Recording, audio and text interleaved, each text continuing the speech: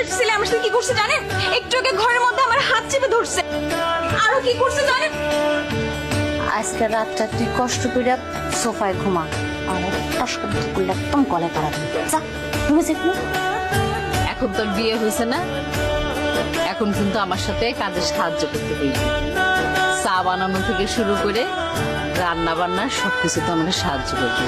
Aunty আমি চা বানাতে যাই না। কি আমার আবার আন্টি দেখছিস?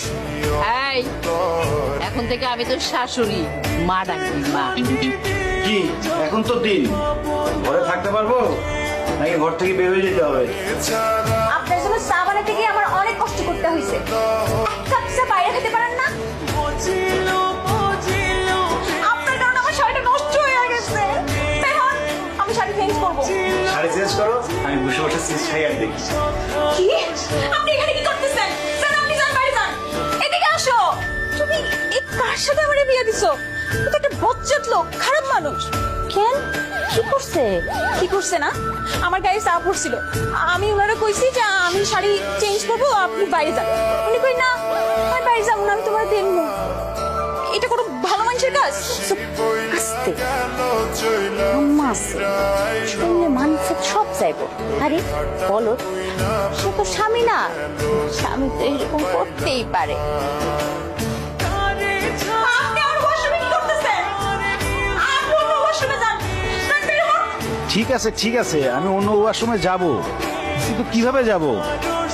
আমি তো কিছু নিয়ে ঢুকি নাই, আমার বাজে অবস্থা দেখে ফেলবে না? প্লিজ আমাকে এবারের মতো রক্ষা করো। আপা, আপা তুমি আসছো? আপা তুমি আমার কার লোকে বিয়ে দিছো কও? এই ছেলে ভালো না।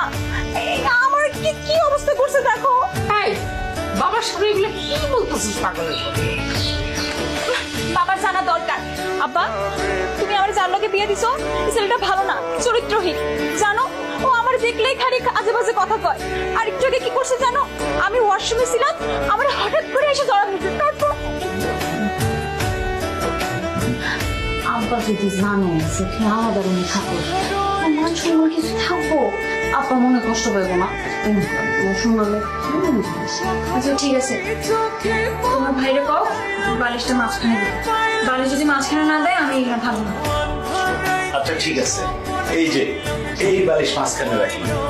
আজকের মতো একটু কষ্ট করেন, কালকে সকালবেলায় একটা রাজমিস্ত্রি ডেকে এই মাছ বরাবর একটা ওয়াল তুলে দেবো।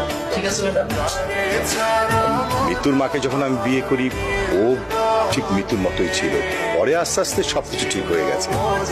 তারপরে 5 বছর হলো আপনার এই মেয়েটাকে আমার ছেলের বউ করে ঘরে তুলে নিয়েছি।